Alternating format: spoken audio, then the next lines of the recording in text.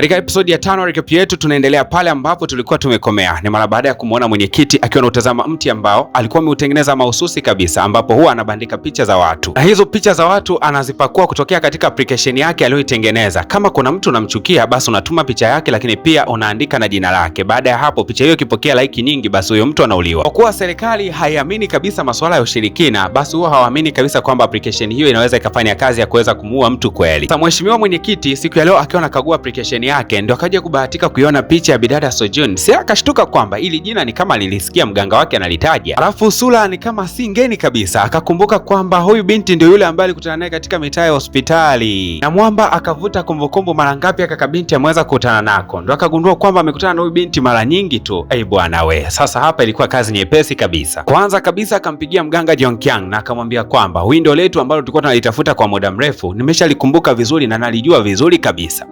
Mwenyekiti hakutaka kabisa kupoteza muda. Kwanza akasema huyu bidada akamatwe kwa haraka sana, lakini Jongkyang akamwambia kwamba hutakiwi kuharakisha namna hiyo, unatakiwa kutulia kwanza. Na kwa kuwa serikali ina mashaka sana juu ya biashara ambazo zinafanyika katika maeneo ya msitu, basi moja kwa moja walivamia katika ofisi iliyopo kule msituni, lakini kwa bahati mbaya hawakuweza kumkuta mwenyekiti, bali waliokuta wafanyakazi wake tu. Wakatafuta mawasiliano ya ofisi na wakapata mawasiliano ya secretary, ambapo akamuita ndani ya kituo cha polisi kwa ajili ya mahojiano. Secretary hakuchaguliwa kwa bahati mbaya. Huyu mwamba anajua kujieleza kama mwanasiasa wa Tanzania. Mwamba alichambua AZ namna gani watu wa msituni wanafanya biashara zao, na hapa haikugundulikana wapi walipokuwa wanakosea, ikabidi kumwachia tu. Lakini secretary wakati anaondoka alimfuata Mwamba ambaye ni mkuu wa kituo cha polisi, akamwambia kwamba ni muhimu kama wakina baba tujifunze kuwalinda wake zetu. Huu ulikuwa ni ujumbe tosha. Hapo hapo Mwamba akampigia mke wake akamweleza kila kitu, kwamba tumevamiwa katika ofisi za uongozi wa msitu na hatujaweza kukuta kitu chochote kile cha tofauti. Mambo yamekuwa magumu kweli, lakini pia nimeambiwa nimlinde sana mke wangu. Lakini wakati wanaendelea na haya mazungumzo, huyu mke akasii kwamba kuna mwamba mmoja anaitwa Jubong alitumwa kwenda kwenye kijiji kile kwenda kupeleleza kwa habari za bidada Sejun. Sasa huyu jamaa anaweza kutumia picha yake. Hasa walipotumiwa picha ya Jubong, yule mfanyakazi mwadilifu wa mganga Jongkyang, wakasema kwamba inatakiwa tuanze na huyu, na tukiweza kumwanzia huyu, basi hata yule mganga mkuu tunaweza tukapata namna ya kuweza kumdhibiti haraka sana. Bidada Jin hii akamtumia Jubong ujumbe kwenye simu yake, akamtumia picha yake, kisha akasema nina vitu vyako vyote na sio muda mrefu tutakwenda kuandaa tambiko la kukuroga. Akamwambia kabla ya kukuroga au ili uweze kuepuka adhabu hiyo, basi ni muhimu tukakutana katika eneo fulani la siri sana. Kama ukimwambia yoyote miongoni mwa wao wawili, yule mwenyekiti au yule mganga, basi hakika tunakoroga. Mwamba Jubong anashinda sana na wachawi kwa anajua madhara ya kuweza kurogwa. Alipofika tu pale, kwanza akapiga magoti akaanza kusema nisamee bana, kama kuna kitu nimekukosea naomba unisamee sana, lakini mimi sijui chochote kuhusiana na mambo ya kishirikina, msiniroge bana. Lakini bidada akasema hatutokoroga kama utajibu maswali machache tu. Kwanza bidada Jin hii akaanza kuuliza swali la kwanza, ni kitu gani ambacho mlikifanya mpaka tukashindwa kumroga yule mwenyekiti wa masuala ya msitu? Mshikaji bila hata mshipa wa aibu akaanza kufunguka akisema kwamba ilitumika ngoma fulani ya Kijapani. Ile ngoma bana ilivyokuwa inapigwa ndio ikaweza kuzuia mashambulizi mliokuwa mnayatuma. Akaulizwa, je, ile ngoma inaweza kutumika tena? Mshikaji akasema haiwezi kutumika tena kwa sababu siku ya jana wakati inapigwa ilikuwa imepasuka. Bidada Jin hii akaongezea kwa kusema kwamba haya, tuambie majina ya mganga ambaye mnamtumia, majina yake mawili anaitwa nani? Lakini Mwamba akasema huwezi kuamini, watu wote tunamjua kwa jina moja tu la Jongkyang, hilo hilo. Bidada Jongkyang kwanza akamfinya Mwamba mdomo, akamwambia kwamba hebu tuambie ukweli, tuambie lengo la nyie kufanya kazi katika msitu huo, mnafanya kazi gani? Akasema sisi tunatumikia tu pale, mimi sijui lolote lile. Dada, una uhakika hujui lolote wewe? Una uhakika na ile application ambayo umeianzisha? Mwamba akasema ile application ilikuwa imeanzishwa ni application ya kuweza kuwaua watu, na application hiyo ni kwamba watu wakiandika majina wakituma kwenye application, basi mwenyekiti huwa anamtumia yule mganga kuweza kuwaroga hao watu waweze kufa. Kiufupi ni kwamba kazi yule mganga mara nyingi ni kuroga watu waweze kufa tu. Bidada Jin hii tena akamkaba Mwamba Jubong na kumwambia kwamba kuanzia sasa hivi nataka wewe uje kuwa informa wangu, yani mtu wa kutoa habari. Utakuwa unaniambia kila kitu ambacho kinaendelea kule, usisubutu hata siku moja kutoa siri zetu, utakufa. Mwamba alibakia anatetemeka baada ya kuachwa, kwa sababu anajua madhara ya kurogwa na hawa, namna ambavyo wanaweza koroga ni hatari na nusu. Bidada Jin hii alipoweza kurudi katika gari akampasha habari bidada Sejun kila kitu ambacho kilikuwa kimeweza kuulizwa pale na kiweza kujibiwa. Akasema bana, hayo ndo majibu niliweza kuyapata kutoka kwa yule Mwamba Jubong. We bwana we, leo airport kumechafukwa, kwani kuna wachawi waliokubuku kutokea nchi tofauti tofauti wameagizwa kuja kupokelewa hapa mitaa ya airport. Lakini chawi bombwalu na bombwalu la miaka, huyu Mwamba anafahamika kama Otoma, huyu mzee ambaye ana mandevu kama yote, na hata mchawi Jongkyang alipoweza kumwona alimheshimu na kumpa heshima nyingi. Huyu Otoma amekuja kwa ajili ya kazi moja tu. Majina yote yaliyoandikwa katika application yanatakiwa kushughulikiwa, kwa maana watu wote waweze kuuawa. Baada ya hapo atarudi nchini kwake. Nakumbusha kwamba jina la Sejun lipo katika orodha ya ile mti ambao umeweza kuandikwa na picha zake zipo. Kwa hiyo Mwamba atakwenda kushughulikia mpaka jina la bidada bidada Sejong. Kama kawaida ya Mwamba Jubong akazidi kutoa taarifa kwamba leo wamekuja waganga wengi sana kimataifa na wamekuja kufanya tambiko kubwa sana inasemekana. Bidada akawa anauliza ni tambiko gani na nani ambaye anataka kumroga, lakini akasema mimi sijui nani wanaenda kumroga, lakini wanaenda kuroga watu wote kwenye application. Basi Jubong akapewa oda ya kuhakikisha anapeleleza kiundani ni nani na nani ambao watakwenda kurogwa. Sasa leo bwana, mume mtu alikuja kumchukua mke wake, ni siku nyingi kidogo, sio unajua tena hawa ni wanandoa, lazima waelekee maeneo fulani wakapumzike, baada ya hapo watarudi. Sasa wakawa namuaga bidada Sejong na kumwambia kwamba tutarudi kukutembelea wakati mwingine, ubakie hapa hapo usitoke. Sasa Mwamba Jubong tayari ameingia katika ofisi ya mkuu wake, akaendelea kusoma orodha ya watu wote ambao wanakwenda kurogwa siku ya leo. Alikuja kugundua kwamba faili la watu wote, kumbe ukimtuma tu mtu kwenye application analogwa hata kama hajapata like nyingi. Wakati anaendelea kukagua, mara ghafla tu simu yake ikawa imeita na alikopo kumbe ni mganga wake alikuwa anapiga simu. Akamwambia, wewe bwana, mbona unaongea kwa hofu sana? Fanya haraka uje huku umsalimie Otoma, mganga mkuu katika nchi na katika dunia. So wakati huo Mwamba Jubong anatoka pale akakutana na mkuu wake, akagundua kwamba kuna maafande walikuwa wanafuatilia. Basi moja kwa moja akawafuata maafande na kuambia kwamba naomba msinifuatilie mimi katika mambo yangu hata kidogo, sawa? Na kumbe maafisa wa polisi walikuwa wametawanyika kila sehemu wakifuatilia kila hatua ambayo mwenyekiti anipiga siku ya leo. Sasa huyu afande aliyesanuliwa kwamba asimfuatilie Jubong, basi akawapigia maafande wenzake na kusema kwa wawe makini. Alafu pia wakampigia mkuu wao Sanju na kumwambia kwamba kila kitu kiko vizuri. Basi mkuu akaagiza waendelee kumfuatilia mwenyekiti kwa kila hatua ambayo anaipiga. Sasa wakati huo bidada Jin Hee akiwa ameambatana na mume wake wakamtembelea profesa mmoja anayeuza vinyago vinavyotengenezwa kutokea katika ule msitu. Wakawa na mmoja, hivi vinyago huwa wewe unauza kwa kazi gani? Akasema kwamba vinatumika kwenye mambo ya tiba asilia. Japokuwa bidada Jin Hee akasema kwamba ninahisi labda hivi vifaa vitakuwa vinatumika kwenye matumizi mengine makubwa zaidi nje ya hayo. Lakini huku afande mdogo mdogo akawa anatoa taarifa kwa kiongozi wake kwamba amejaribu kupeleleza mpaka mahali ambako mwenyekiti ameweza kufika, lakini imekuwa ngumu sana kwa yeye kuweza kuingia, kwani ni katika maeneo ya msitu na kuna ulinzi mkali sana kwa yeye kupita hapo. Basi kiongozi akawasima afande waweze kurudi ndani ya kituo cha polisi, watakwenda kujadili jambo gani watakwenda kulifanya baada ya hapo. Sasa Jubong baada ya kuitwa aje kukutana na kiongozi mkuu wa waganga duniani, basi alikuwa amefika kwa wakati kabisa maeneo ya ofisini. Lakini Otoma alipoweza kumwona Jubong, basi dakika hiyo hiyo alikuja kugundua kwamba huyu ni msaliti. Na Otoma bila hata kupepesa macho akasema Jubong ni msaliti, anakusaliti, anakuuza huyu mtu. Mganga Jonkyu hakutaka kupoteza muda, alimchukua jamaa na akampeleka katika chumba cha siri, kisha akawaza ilizi fulani hivi na kumpiga nayo katika eneo la uso, akamkaba sana na kumwangushia katika kitanda. Huwezi kuamini, Mwamba Jubong alifunguka kila kitu, alieleza mwanzo mpaka mwisho wa mchezo ulivyokuwa. Mwanamama ndo akaenda kusearch mpaka kwenye begi ya jamaa, ndo akagundua kwamba listi ya watu wote ambao walikuwa wanatarajiwa kuweza kurogwa jamaa alikupo nayo, na ndo alikuwa anajiandaa kwenda kuipeleka kwa yule bidada Sejong. Lakini kama kawaida ya Mwamba Jubong, kila wakati ana mtindo mmoja hivi wa kuomba sana msamaha pindi anapokuwa amekosea. Aliomba sana msamaha, nisameni jamani, na familia inanitegemea. Lakini huyu mganga akasema kwamba tunaomba mpigie wewe Jin Hee, mwambie tukutane sehemu. Basi kama kawaida Jubong akampigia Jin Hee na akamwambia kwamba nataka nikukabidhi orodha ya watu wote ambao wanakwenda kulaaniwa siku ya leo ili waweze kufa. Fanya haraka tuonane katika maeneo fulani fulani. Basi wakaanza kujiandaa kuelekea huko. Kwanza akampigia na bidada Sejong ili waweze kuelekea huko. Basi moja kwa moja akawa anafanya haraka kuelekea maeneo hayo. Lakini yule profesa ambaye anadili na uuzaji wa vitu vya kale kidogo ambavyo vinatengenezwa kupitia yale maeneo ya msitu, wakati anakagua hivi vitu ambavyo vinatengenezwa, sio akaja kugundua kwamba kuna vifaa ambavyo vinatengenezwa pia kwa ajili ya kulaania watu wengine. Akampigia yule afisa wa polisi na kusema kwamba nimegundua kuna vifaa vinavyotumika kutengeneza laana kwa watu wengine. Kwa kituo cha polisi naye akampigia mke wake akasema nahisi kabisa kwamba kwenye vile vifaa ambavyo tulikwenda kuviona inaonekana kuna vifaa vingine vinatumika kuweza kuwalaania watu. Salaiti bidada Jin Hee angejua umuhimu wa hii simu, huenda angegeuza na kuelekea kwa mume wake, lakini akasema mume wangu kata kidogo, nina mtu ambaye nakutana naye hapa ni wa muhimu kweli kweli, asijue kwamba anakwenda kukutana na hatari kubwa. Alipofika tu eneo la tukio, haraka sana mwanamama Jonkyu akachukua ilizi na kumwekea katika eneo la paji la uso. Bidada akawa ameparalyzwa, akamteka moja kwa moja akampakia katika gari la makachelo. Mganga mkuu akaanza kumtafuta bidada Sojin. Alijua kabisa kwamba atakuwepo mitaa hii, aliangalia huku na kule, lakini hakufanikiwa kumuona kwa sababu bidada Sojin naye aliweza kushuhudia tukio hili na alikuwa amejificha sehemu. Baada ya bidada Jin Hee kuweza kuchukuliwa, haraka sana bidada ndo akampigia mume wake na kusema kwamba mke wako amechukuliwa huku na mkuu wa waganga. Mwamba akamwambia bidada kwamba arudi nyumbani, amsubirie kule, yeye atajua nini cha kwenda kufanya. Haraka sana arudi nyumbani, asibakie katika maeneo hayo. Asa bidada bana ndio fahamu zake zinarudi. Swali la kwanza anaulizwa ni wapi ambako bidada Sejong anapatikanika, yani maficho yake yako wapi? Lakini bidada Jin Hee akasema kwamba siwezi nikamsaliti kamwe bidada Sejong. Alafu nikuulize wewe, ni mpango gani ambao mnao katika yale maeneo ya msitu? Lakini bado mganga alikuwa kimya tu, anamsikiliza bidada anavyobobwadia. Bidada akaanza kusema kwamba ninajua kwamba mumealika waganga wengi sana kutokea maeneo mbalimbali na lengo lenu ni moja tu, mnataka kumtoa mapepo yote ambayo anayo mwenyekiti muyahamishie kwa watu. Kwa hiyo mnatumia njia ya kudanganya watu kwenye application kwamba waandike majina ya watu ambao hawapendi ili waweze kufa, kumbe lengo lenu moja, muwaue nyenye kwa kuwapandikizia mapepo. Kufikia hapa ndio mganga akajua kwamba Jubong alitoa siri nyingi sana, yani Jubong mwamba alifunguka kila kitu ambacho anakipanga. Na mama hii kitu ilimpandisha hasira mpaka hasira tena. Kwanza akatoa kiilizi fulani akamwekea Mwamba katika kichwa. Aisee, hichi kiilizi kikamsababisha Mwamba mpaka akate moto. Bidada Jinhee alivyoweza kushuhudia Jubong alichoweza kufanyiwa sio kwa kutetemeka kule, mpaka akaanguka katika kiti. Jankyu akamfuata tena Jubong akamwambia kwamba nimekulaani na nimekupandikizia pepo la kunyonya damu kutokea kwa watu. Kwa hiyo wewe utakuwa unaishi maisha ya kunyonya damu kwa watu kila siku. Alafu akamfuata bidada Jinhee akasema, wewe ungetamani nikupandikizie pepo gani ambalo likutese kidogo, au nikupandikizie pepo la kupenda ngono ili uachane na mume wako unayependana naye, yani wewe utakuwa unapenda chini kuliko kitu kingine chochote kile katika maisha, au niambie ukweli wa nini ambacho kinaendelea na huyo bidada umemficha wapi? Nadhani bidada Jinhee atachagua jibu gani, kupenda ngono ama aweze kutaja tu bidada Sejin yuko katika eneo lipi? Bana, tukutane katika episode ijayo, lakini ningeomba unisaidie jambo moja la muhimu sana. Hii picha imepewa nguvu na mdhamini wetu, na huyu mdhamini wetu unaweza kumsupport kwa kugusa alama ya kusubscribe. Baada ya kugusa alama ya kusubscribe zitajitokeza channel mbili. Basi utakwenda kwenye channel ya chini utagusa alama ya kusubscribe, ndipo utakavyokuwa umemsupport mdhamini wetu, na ndio maana hii picha itakuwa inakwenda kwa haraka zaidi kuliko picha nyingine yoyote ile, kwa sababu mdhamini ametia nguvu. Na kama unatamani twende haraka namna hiyo, basi ni vyema ungefanya hivyo ili tuweze kwenda pamoja. Lakini pia usisahau kugusa alama ya kulike katika channel yetu, utakuwa umetisha sana. Hii ni PVP Media Max na mimi naitwa DJ Paul. Tukutane katika episode ijayo.